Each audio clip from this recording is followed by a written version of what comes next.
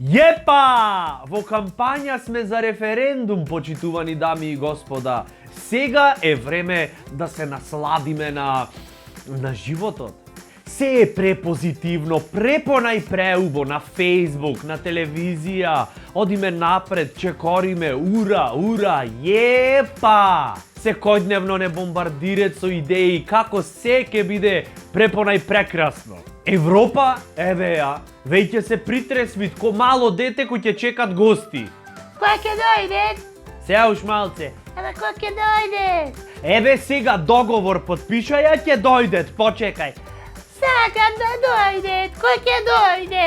Еве сега пилететка Грција да се договорат, да им го признајте името и ќе дојдет. Сакам да дојде. Еве сега референдум ќе подпишат, ќе гласат и ќе дојде. И таман кој ќе појме, Европа ќе речи: Кој ќе се оде? Ми земете играчките. Go home! Власта, например, почитувани дами и господа, планира да потроши 400.000 евра за кампања за референдум. Леле, потрошете колку сакате, само ама немој да кратите на хортикултурно уредување на дворот на владата. На цвеќиња немој да кратите, никако, не, И планирајте по некој денар да оставите и за вадење на цвеќињата. Всушност, не ви шубав збор овај всушност. Ние овде во Македонија сме мајстори за вадење. Очи. Зато околу владата место љубичици, знаеш дека тоа е знак дека се е препонајпреубо, кога ќе речат: Господе, љубичици пораснаја. На место љубичици посадете очиња. Одма сите ќе ги извадиме.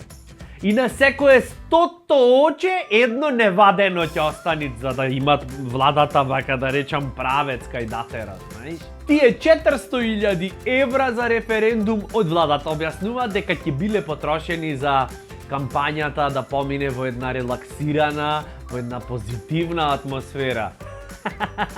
А море, ако сакавте да се релаксираме, поубо Силви Бенд да ги поканевте, поевтино ќе поминевме. Ако сакавте да се релаксираме со 400.000 евра, можеше по едно јавно джакузи да се направи во секој град во Македонија.